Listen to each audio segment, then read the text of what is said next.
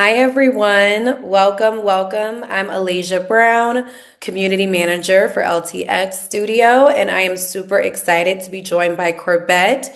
We're super excited to be talking with you all today. There are so many new cool things that we have cooking up, that we have going on with LTX, things like audio to video, just so many different cool things.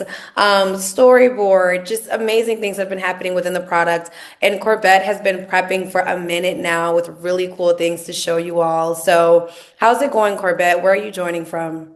Good, good. I'm in sunny San Francisco, so sorry to everyone in the winter weather. It is like 60 degrees and sunny outside, so I'm enjoying that. Way, way to rub it in, way to rub it Yeah. in. I am based out of New York right now, and it is very, very chilly. In the chat, we would love to know where you are based out of, what's it like there. Yeah, just again, super excited to get started today. And we're logging on a little bit, 2 minutes after the half hour mark. So I think we should just go ahead and jump right in. What do you Yeah. say? Yeah, let's dive into it. There's a lot of cool stuff today, so I'm excited to share it. So, I mean, shout out as always to the LTX product and dev teams. There's an always really interesting stuff each month to go over, but I think this month there's an especially large amount of larger updates to talk about. So, first, there's been some pretty cool changes to how you can use storyboards. If you're like me, it's something that I used with LTX in the early days a ton. And we developed so many features into the Gen space that the storyboard, I feel like people weren't using the storyboard as much, but now it's very useful again. And so I'm excited to show you how I've been using it and walk through some of the UX and UI changes. And then some of the big news is we have a new audio to visual model. So you can upload just a MP3, any text or sorry, any sound file, and it will create all the videos for you based on that. That's really helpful for lip syncing, and I know it's been a challenge for people. And it lets you use other tools, like you can record something yourself, you can use 11 Labs, do whatever you want, and it'll keep that voice consistent but match all of the characters speaking and everything. Um, we'll go through a few other things. Like one of my favorite small updates has been new integrations released just this morning with fonts and logos as elements. And now you can save a font, and I'll show a few items on that one. And then a lot of other little UX tweaks, like a better brush tool for like kind of indicating in a video where you want things changed. So we're gonna dive in. We're gonna try to keep this one shorter. I know a We lot of say that times. every time. And This one we every will. time we're like, okay, so it is the 45-minute mark, but it's like once you get into the creation of it all, it's hard to like not continue to like reiterate and reiterate and Yeah, like what else can this do? I know. This time though, I think we have an advantage. We've prepped a few examples, so there'll Yeah. be less time spent with the audience watching me like fiddle around with things on the screen. And I know most of the views happen on YouTube, but if you have any questions as I'm walking through this, feel free to ask questions, and we'll do our best for the Q&A. But we'll keep it streamlined. So, without further ado, I'm going to share my screen first. And I'll walk through the storyboard initiation, and then we'll dive into the audio and visual next. So let me start with this. Let me share this and optimize for video sharing. Give me 1 second. Cool. All right. So let's do this one to start. Okay. Is everything showing up right? Yep. Cool. Let's dig in. Okay, so here you have the homepage for LTX Studio. For folks who haven't used it in a while, we continue to update small things all the time. But I've been loving the homepage just to show new things that have come out, like audio to visual, which we'll talk about today, edit with brush, which you can use text edit images, but the brush makes it much more specific. Retake we covered in the last webinar as we did LTX-2, our next generation in-house model that we made. But these are always fun to see at the top, and then you have your projects here. But let's go into creating a new storyboard. It's something I don't think we've touched on for a very long time. To speed things up, I have collected a little script, and so I'm going to copy and paste it. I was feeling very dystopian, and so we're going to do a script about someone putting on VR goggles, and when they take them off, they realize they're still trapped in VR. I don't know. It's sunny, but I wanted something more dark, maybe to match my soul. So Very let's Black start with that. Mirror of you. I know. Maybe it's the that San Francisco ethos bleeding into this all. But Yeah. one note, I really like the new storyboard builder, like aesthetically. I think it's clean and fun, and you'll notice a lot of UX improvements as we drop in our script. So we have a really simple script here. You can, I messed around with some ChatGPT things, made a really simple one, and then edit a few things here. But we have the script. You can drag and drop files here, and if you click next, you'll start to notice a few things already. So. The biggest change I think that I've really appreciated is that once it starts to make the previews for all the scenes, you'll notice the elements are by default like tagged in the script, which I really love, and it'll split out the elements up here. You can change the image model by default, and as a quick like recap for everyone, Nano Banana Pro is the like flagship new Gemini model. It's excellent for like taking an image and saying, hey, can you combine it with this image? It's really good for the editing, multimodal, or using two photos at once.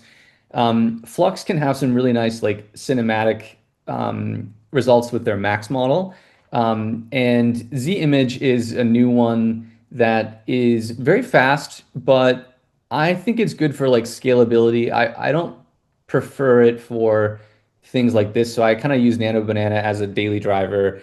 And when I need either specific edits, I might use a Flux model, but I also flip to Max sometimes for something very cinematic.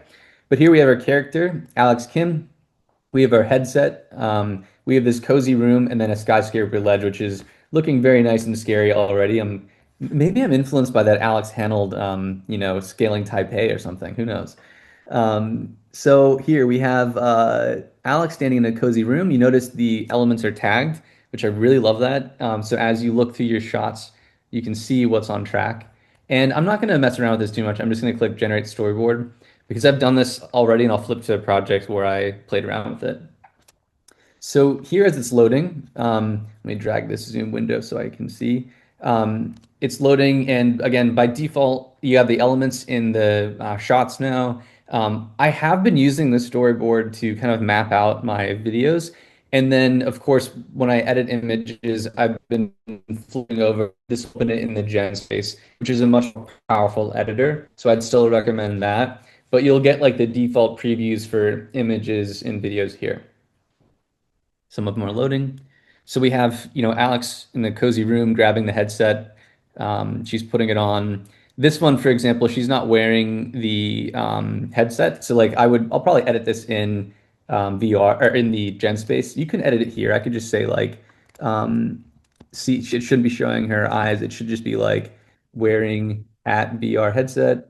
So you can't see her eyes. She freezes at the edge of the ledge, blah, blah, blah. So, I can click generate and edit things here, and that'll work, but you'll get like one result from the one image model you picked. And instead, if you edit let's let this load, but if you edit this one in GenSpace, you have this much bigger amount of a larger amount of tools to use at your disposal. So don't get stuck editing in here, I would say. And you can easily import stuff from GenSpace to the storyboard. So yeah, I don't really love these shots, and so I'll show a few examples of editing it in GenSpace. That's funny. She looks petrified. But here we'll see editing this in GenSpace. It'll kick me over here. You'll notice that it has the shots lined up here. If you navigate to GenSpace by default, when you didn't initiate with the storyboard, you would not have these shots here. But I find that helpful when you're flipping over from storyboard so you can kind of see where you're at. So here, for example, I'm going to edit this. I'm just going to say Alex is wearing, oops, VR headset at the top of the ledge. So just a really simple prompt. But now look, I can get, I set 6 results. This is Z image. You'll get to see some previews for that. But I'm going to click Nano Banana Pro so you can see the results. Like I tend to actually not like Z image as much for this stuff. It's really fast and efficient and scalable as a model. But for this stuff, I think you'll see the Nano Banana will produce better results. It'll take longer though. It's crunching some numbers, whereas the image is really quite quick. So if you want to just crank out some like a lot of shots, that can be helpful, and you can scale it up. So you could just do like 12, for example, and it won't use as much compute time. So let these load, and then I'll transport this into the So yeah, this is much better. I like you can see the quality of her profile here is looking a little too like pasted into the photo. In here, this looks a little bit more natural. So I'm going to send this one to the storyboard here. So now it updated there, up here, and then also in storyboard, we have the storyboard updating here. So I'll skip forward a little bit so you guys don't have to watch me fumble with the software for a while. But I wanted to show the new storyboard flow, and then I'm going to flip over to the project I did use this for. So here I started it with the same script. I had the storyboard, but pretty quickly, and by the way, you can generate videos in here too. But pretty quickly, I moved over to editing all of these in GenSpace. And then once I had like there's a couple more scenes, but once I had them here and I started editing in GenSpace, um, the early generations were not great. And then I got better and better.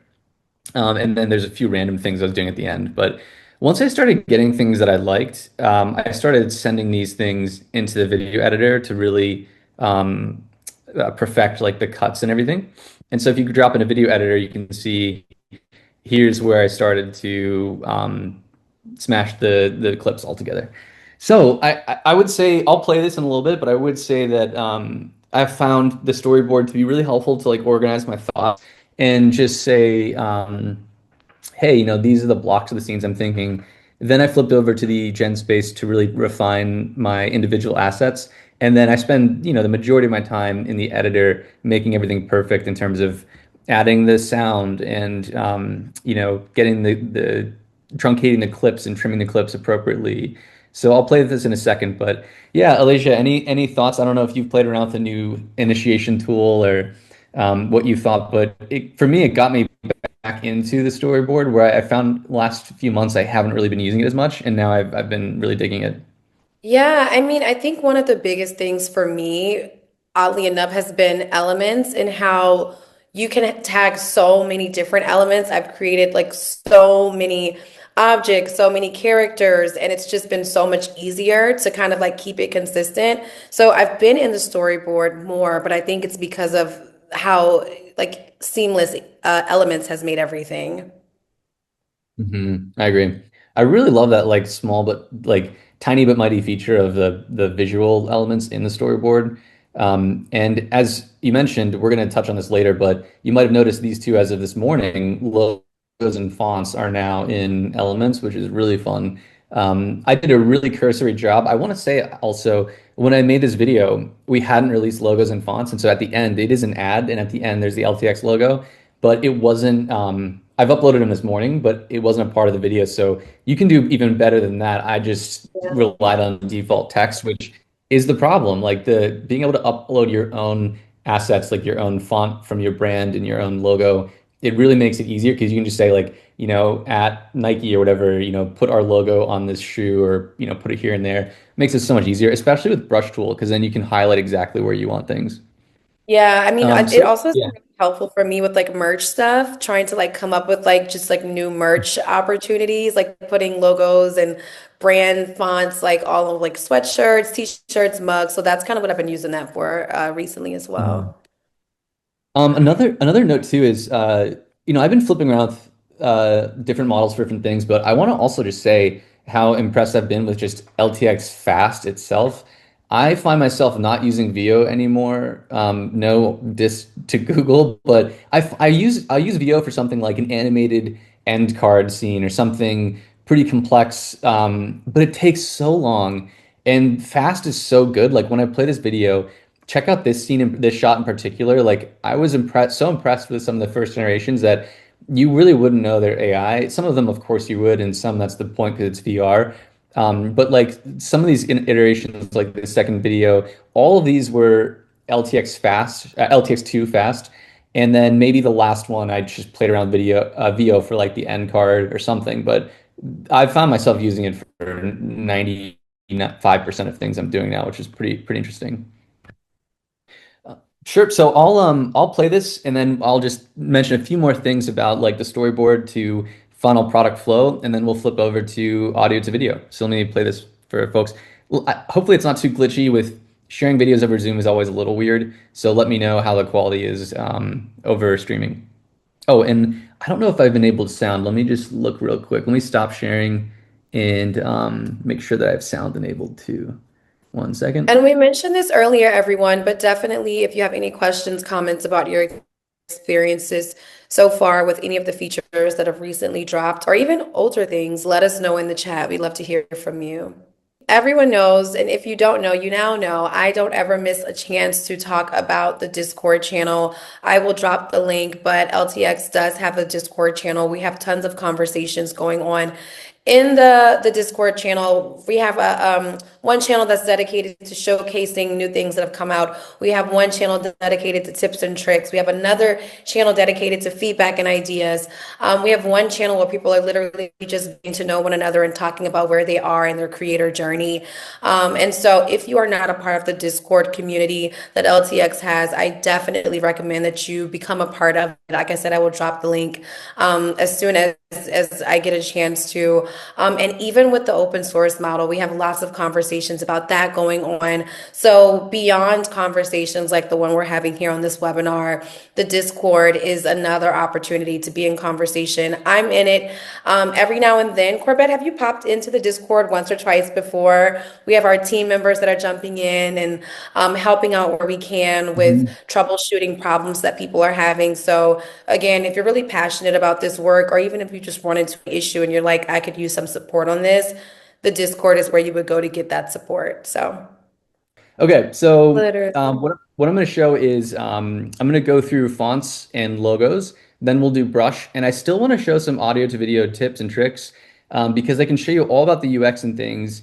and I'll show you some common mistakes and things you can do. But then what we'll do is we will both when we post this to YouTube, we can put in the real clips so people can hear the audio to visual stuff, and then we'll also touch on this in the next webinar. We'll have plenty to talk about the next one, but now even more. So let's do fonts. For sure. So what we're going to do is I'm going to show you a few things here. So in Elements, you notice I put a few in here, but I want to walk through uploading a new font just so you can see. The cool thing is you can just you can just open your font book on your computer and take a screenshot of it. And so I'll share that. So let me share the whole screen so you can see. So desktop, I think you can see everything now. If I open fonts, so you can see your computer has a font book here. Can you see that, Elijah? Yep. Okay, cool. So you can scroll through any font on your computer. You can just take a screenshot of this, for example, or you can just go through and find something online and like an open use font online, etc. So really all you're doing, you don't even need the full library, the full A through Z, etc. But what you can do is find a sample of text. Like the more you have, the better. Like if you just have a couple letters, it won't be as good. But when you upload the font, you can just go like this, name your font. So I'll say like Lorem Ipsum. Um, oops, Ipsum font or whatever, and add an image. So I'm going to upload from my computer, and I'm going to use this crazy font here, or maybe this one here. So this one, it's a full font book, looks like a serial killer. This one looks like more of a hippie. I was just trying to get like really different ones. But this is not even the full alphabet, but you can use that, upload it, and I'll just title this like hip. And so if I save element, now I have that saved here. And you'll notice I put in one here like this bold one, a chalk one. And if you go to the gen space, if I will go back to my, let me move my zoom window here a little bit, going back to this library scene here.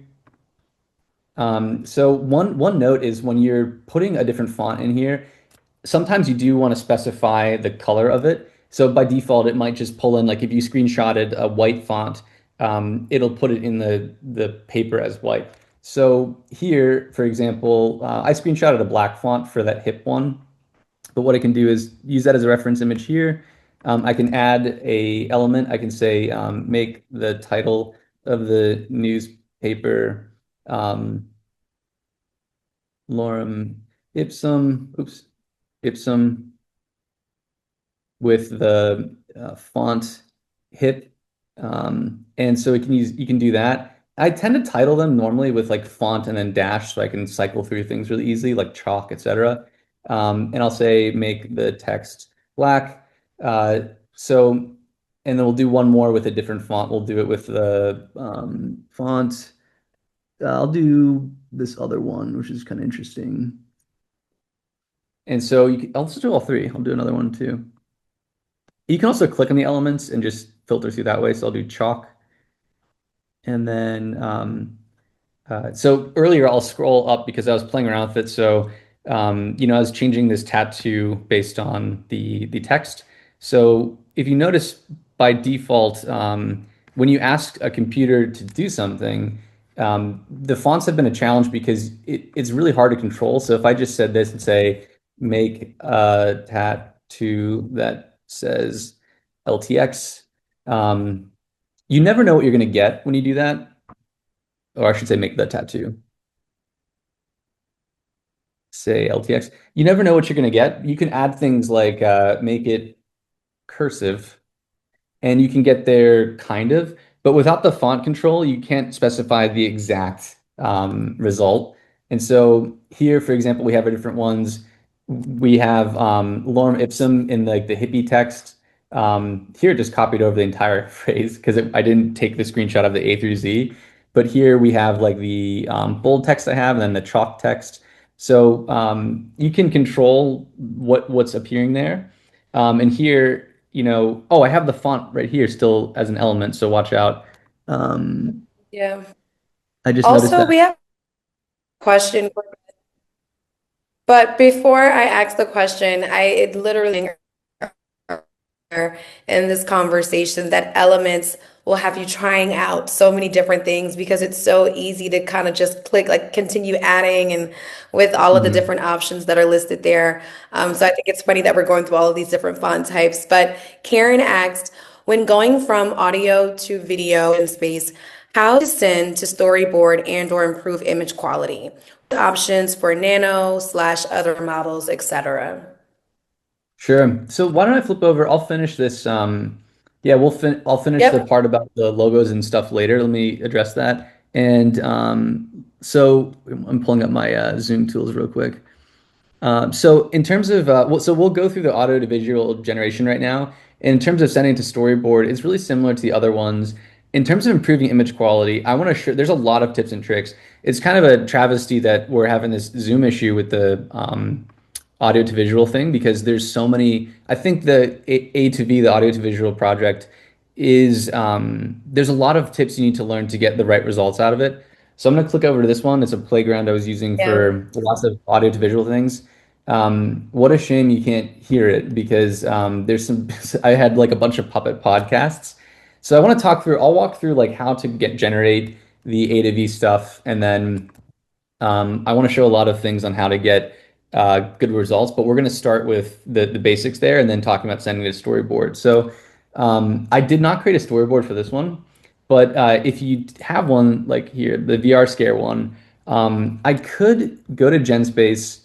This is not going to be good because it's made up, but basically, if I select here audio to visual, that's how you change the mode. So by default in audio to visual, you're gonna have this standard mode, which is just like, yeah, make me a video of this guy playing drums or something. Retake is when you want to change a piece of the video and like re-edit a section of it. And then A to V, the audio to visual, is the new mode that we have. So you'll notice here the add audio, and the minimum is 3 seconds, and the maximum is 20 seconds. But you can splice them together, and then you can have a reference image. I wanted to show you an example. It won't have the audio, but you'll be able to see the visuals. So let me start here. So I'm going to upload an audio file. This is I have so many now because of what I've been playing around with, but I'll do this is a fisherman talking about how he's like you can hear seagulls and stuff, and he's talking about how the noise of the environment informs a lot of the video. It's kind of a meta thing. But I could put a start frame like this. And so I'm gonna do both this with the start frame so you can see the result visually, and then we'll talk about sending that to storyboard. And then we'll talk through, if you don't have a start frame, the results you get. So here, I'll just say the character speaks because the audio is already there. So it's going to have this 14-second audio file. Um, And then if I don't have this, I can still direct things like an old fisherman on a boat speaks to the camera. So you don't need the reference image. You can just upload an audio file, and the platform will digest what's in the audio file and use that to inform the imagery of the shot. I've used both. One note about when you add the reference image, it's quite stiff, as in like you can give it directions, but you have to, there's a few tips and tricks there to get the action you want. So I'll walk through those in a second after we see the initial results, but I found the no reference image, it's very much the machine just interpolates what's in the file. When you add a reference image, you have to know a few things to really get the action you want from that scene, because otherwise it'll be a little stiff. So here you can see this character speaking. Everything before I ever see it. You won't be able to hear it, but he sounds like an old grizzled fisherman. And We actually just heard that, Corbett. what? That's so weird. Okay, hold on, let me try again. Ever. Wait, here. With audio to video in LTX, you take those sounds Okay. and turn them into moving pictures. When I All right, I don't know what's going on there, but I think Zoom had some back-end issue and it looks like it's fixed. I didn't do anything. water, sound tells me everything before I ever. So you can see the two clips here where I uploaded one video file. One, I just gave it a basic prompt, and the other image, but it's hard. It's pretty stiff when you just give one image. I'll show that. I'll answer that question first, then we'll flip back to all the tips and tricks you need to know to like eke Yeah. out the results of the motion. So here, When I'm out on the if you water, usually, sound. that can be a little annoying. I had it turned up so much because it thought it was off. So you can click here and send a storyboard. I'm going to ruin my little storyboard here, but I can flip that over here. So once you generate, it will let you send a storyboard pretty easily. Um, and I'm zoomed in, but when I zoom out, you can see now here, I got my fisherman for some reason in the VR world. So that's how you generate A to V clip from toggling this, and then you can send that to storyboard here. And then a question about improving image quality. So I would say this, like start. It's best to just start with once when you have a high res image. So if you notice here, image resolution. I'll do this a close up of a grizzled old fisherman by the sea. So I'm gonna do that, and then I'm gonna do 4K. But your starting image will define a lot of the image quality of the video. And so you can kind of upscale that starting image. There's ways to upscale your video too, but I would say that the biggest thing is just starting with the right first frame. So we'll let those load. Alasia, while these Thanks for that are question, Karen. yeah. Yeah, it's fun. We like answering these questions. Um, by the way, you'll also notice some of these models are better at making things look cinematic versus like some still feel AI generated. So I'll just show you something real quick. Let's do FLUX 2 Pro, and then I just want to show you what some of these older ones do. No, Z image is not good for this. So I'm not going to do Z image, but I just want to contrast the FLUX Pro in this one. So this was the 1K, I believe. It loaded faster. 4K will take some time because it's just a lot more compute. Let's see. So yeah, you can see the more cinematic from FLUX 2 Pro, but looks less real, I guess. I don't know. Just different qualities to the different models. You kind of have to play around with them to understand what you're going to get. And you can always add a reference image. And so here, I struggle often to get what I want, so I often just drop in reference styles and things. All right, so since that's working, I'm hopping around a bit, but let me see if this is playing. Can you hear this now? Is it time to see the feature film? Can you hear it? We cannot hear it. So it is this video Interesting. situation. And is Okay. the volume, this might be a silly question, but is the volume turned up Yeah, like it's so within weird. the, Yeah, I think it's just a Zoom thing. So we'll just post this in Discord because I want people to see the finished product. But even without sound, I want to show folks like look at the image or the video quality on like the Flux 2 or sorry, the LTX2 model here. Like so realistic. You would not know that's AI and from my point of view, and I've been really loving some of the shots. This I kind of purposely went more like slow and dreamy. There's like whipping wind and eerie music. And then just did some cutscenes, but I love the default cinematography of like how the camera zooms in and wanted some kind of dreamy thing with her taking off the VR and still being in the VR land. There's eerie music and spookiness. Well, when you can hear it, I'll send it in a Discord. But I made it into like an LTX ad. But I think really without the sound, doesn't hit because it's supposed to be really haunting. So it doesn't hit Yeah. without the sound. Anyway, so let me, since the preview seemed to be working, I was getting an error when showing this from Zoom, so I'm not surprised. But let's see if I can go back to the audio to visual stuff and show you some of those tips and tricks. So let's see, going back to GenSpace. Can you hear this? One second. Can you hear that? We can hear Interesting. it. All right, so we'll work in GenSpace since that seems to be coming through. So I wanted to show a few things. When you have, so by the way, when you click this button here, you can use the parameters of your last generation. And you can notice that I just said the green character speaks first, then the blue character. Then they both look at the camera surprised. If you notice in that Fishman prompt, he was very static and it's hard to get like any interesting movement. You can add movement with audio to visual. You want to specify what the characters look like and who's speaking, and then describe the movement. And you need to leave enough space in the audio file for that. One random example, just because this is an easier way, you can record audio yourself. So like I can just speak into this. But if you're playing around with things, you can use something like 11 Labs. And here, for example, I have different voices. And then what you might notice is sometimes you need space for action and sound effects. And you can just have the characters pause for a long time and then say some filler word. And I actually just edit that out in the motion editor here. So like, oh, I'm still in the other project, sorry. Web. So I'll show you this clip where I have them speaking in turn, which can be harder without this direction. And their voices are annoying, sorry in advance. It's just cartoon characters, but we'll play it real quick. Huh? Okay. We're being controlled. By who? Huh? So I included that honk because I wanted to clip it off at the end, and I just wanted them staring deadpan at the camera. But it's hard to do that with things like 11 Labs, so I added some filler words at the end, and then in Video Editor, I just cropped it out. So I don't. This probably won't play, I'm guessing. Let me know. Here, let me know if this plays. Before we start, I need to say something. Please don't. We're being controlled. By who?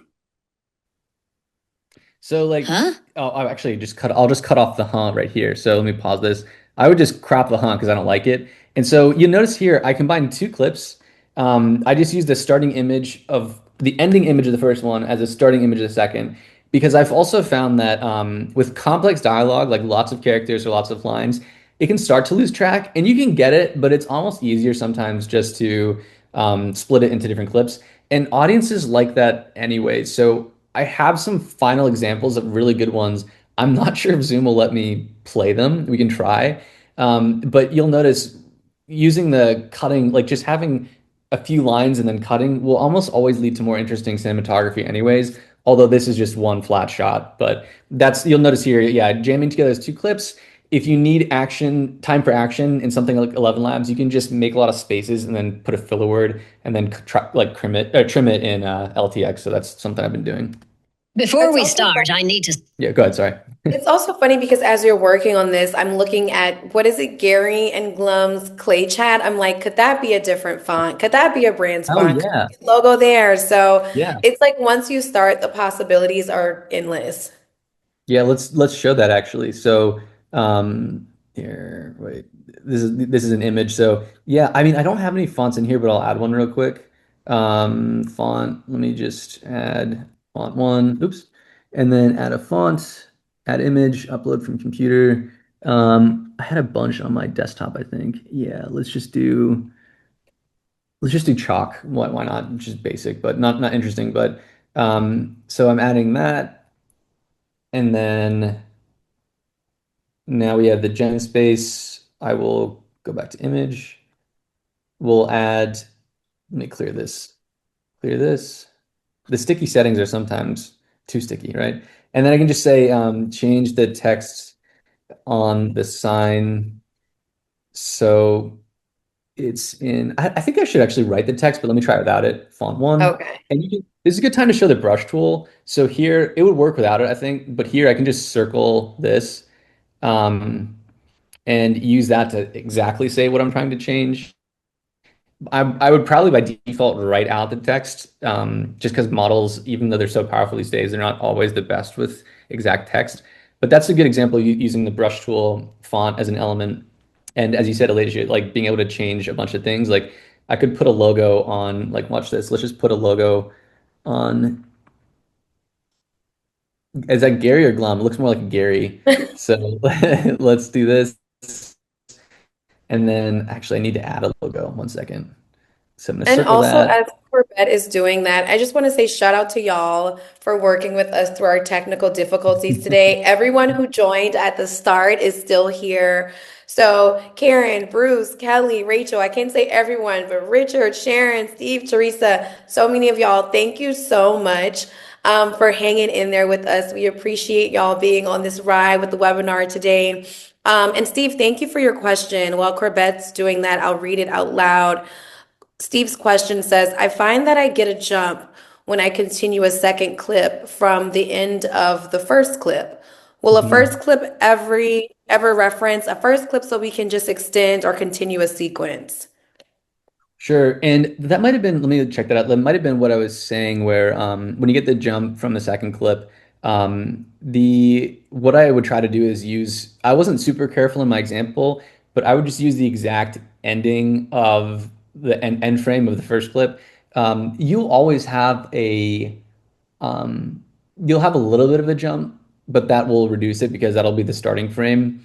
One thing you could do, let me just uh, hit send on this. One thing you could do is try a retake. So let me show an example. Let me just take a video. One second.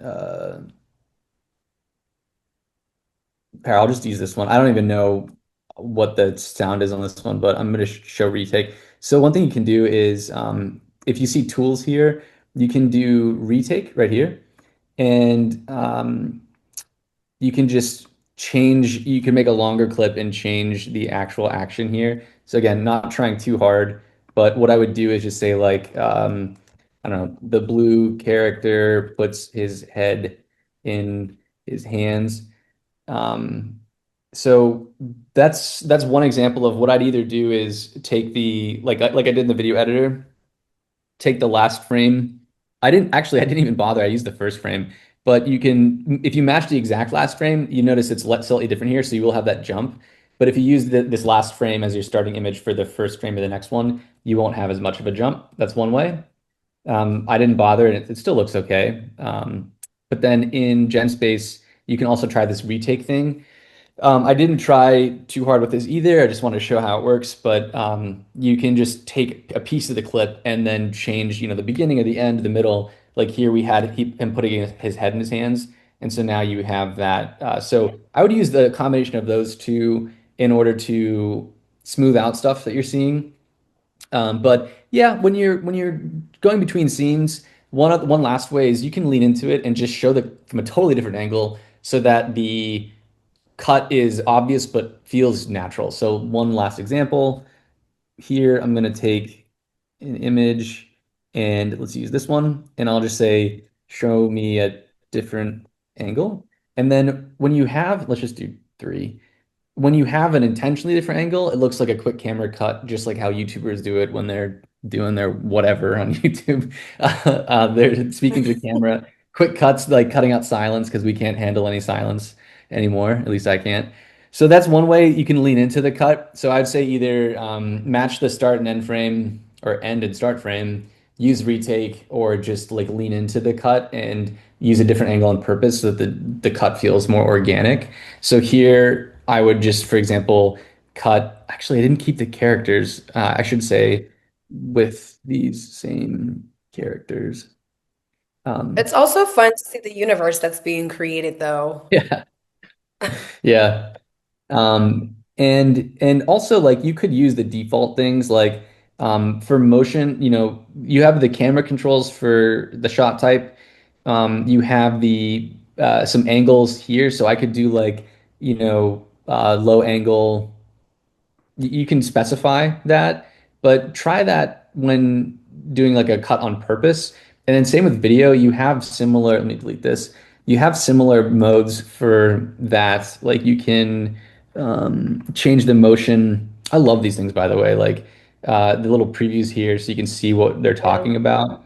But the like you can specify motion in both video and the photos. But yeah, try just doing an alternate shot on purpose. Like here, this cut would look fun because we're zoomed in and then it would cut out. And so that's one way you can try to like you'll sometimes always have that feeling of the changing of clips, but this way you can lean into it and make it feel better. All right, so we showed that. I want to show a few other things. Let's So do let me it. go. Because of those technical difficulties, maybe this will be a longer one. I called This never, it. I know.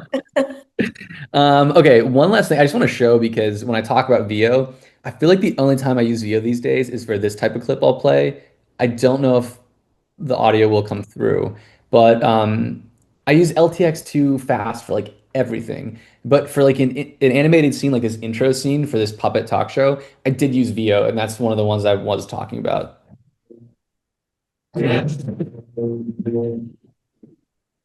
Could you hear that? Okay, Yep. that kind of stuff, like I'm gonna just turn the sound off for now. But as this plays through, um there. So with those types of clips, like these are all LTX fast, but I would use the I use VO for some of these like things like this. Oh, sound off. So you see, I don't need facts. I It's have a a bit much. microphone. Yeah, so the animated stuff is VO, but LTX-2 was the regular one with audio to video, and that was an audio to video clip, by the way. So I just want to point out, like, that's my daily driver, but I still find using VO for some like more complex animated scenes and things like that. All right. So we were jumping around because of the Zoom issue with the sharing sound, but I'll show a few finished products and let's see if Zoom will let me share that. If not, it's a crime because they are quite cool. So let me flip over to this. And we saw that one. Let's see if you can hear. Um, let's see if you can hear this. Funny thing about coming back here, everything looks smaller. That's not the place. That's you. Still, So I'm not going to play the whole thing. We don't want to cry. It's very heartfelt. It's just a basic script we gave it. But one tip I want to call out here is that so you notice the different shot angles. These are separate clips, obviously. You can do 20 seconds, a minimum of 3 seconds, 20 seconds total. But the shot angles, that's the way you can keep the cuts looking organic. And also, it helps the dialogue because after like a couple back and forths, the model will lose track with who's talking. So this kind of back and forth with the cutting is how we would recommend everything architecture. looks smaller. That's not the place. So that kind of stuff. And then one last thing I want to share is the music syncing is really good. So if you watch the guitar player coming up, I've been impressed with how well it will understand like what's being played when. It's not perfect, but it's pretty good. That No. He got confident. So not perfect, but for like a one shot, not bad at all. And then let me play the I had like a Super Bowl one. Let me pop this up. Um, this one I like. So we made a little ad, the creative team at LTX, not me. These are much better than what I would do. This is kind of fun. So let's see if this will play through.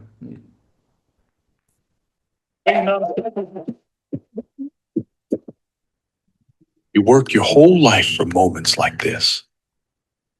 And sometimes the game isn't about winning. Great game today, huh? You know what else is great? Taxes! Stop thinking about taxes. File me. Live in the here and now. So we're gonna run that at the Super Bowl with like a $5 million ad spend. Keep an eye Literally. out. Fake product, but it might work. Who never knows? You never know. So let me go to. I want to show one quick tip on that. Sorry, the Zoom window's in the way. With that, let's see. Well, fun thing to do with that, by the way, just a small tip. Shout out to Adam for this. Is what you can ask the model to create a cutscene of different shots, and so if you'll see like we might be prompting like extract frame number 3 from here, and so if you want to get like a variety of shots from a like a kind of it's like a almost like a storyboard really, but it's a fun way of just creating a group of shots and kind of experimenting with it. And then you can also tell the model like extract this frame, pull this one out, because then you can get a variety of things and then take out the ones you want. And so it's a good way of getting some variety, testing out the different shot types. So this is the project where the team created that Super Bowl ad, like taxes ad, and it's interesting to see like the generation process. And you can tell, like, the reason we don't do this live all the time is that it will often take tons of work to just pull out the right shots. And you don't want to see us like messing around with all these. Also, my Yeah. generations are kind of schizophrenic. Like, I'll work on certain projects in between others.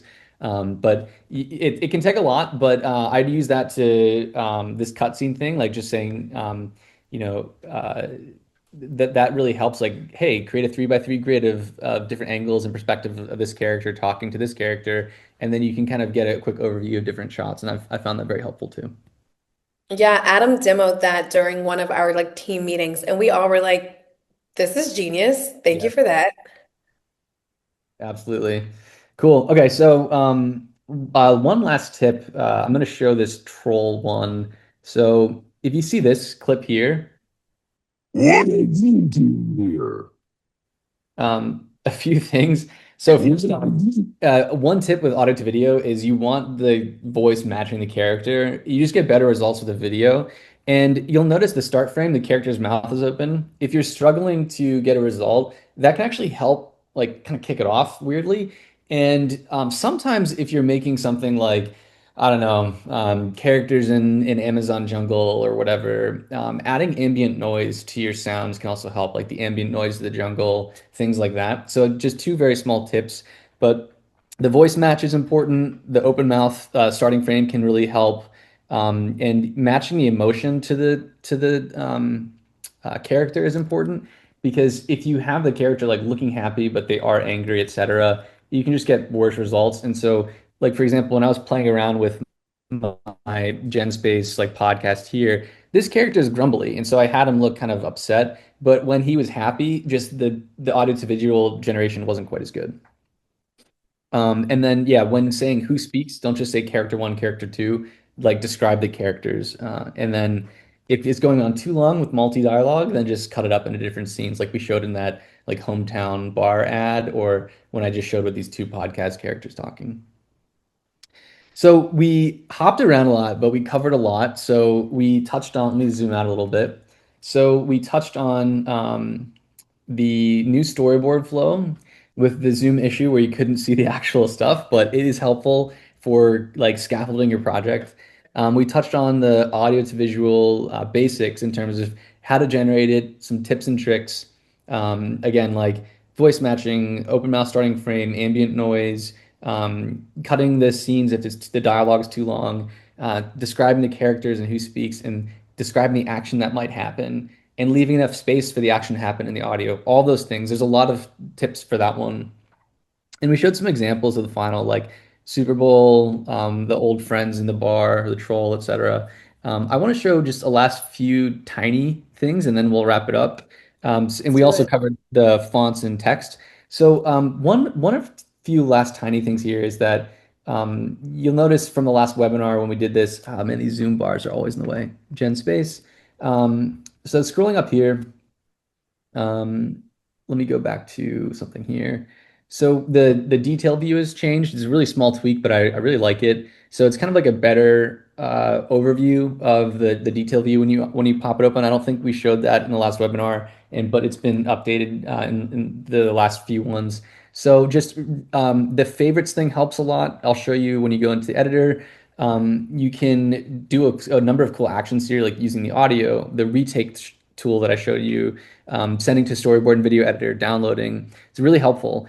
And as a reminder too, you can upload now even video, like audio, video, and so really any type of file. So if we're in the standard thing, I could upload a video from my computer, which is awesome. There's a long requested feature because you can use retake and just change the video.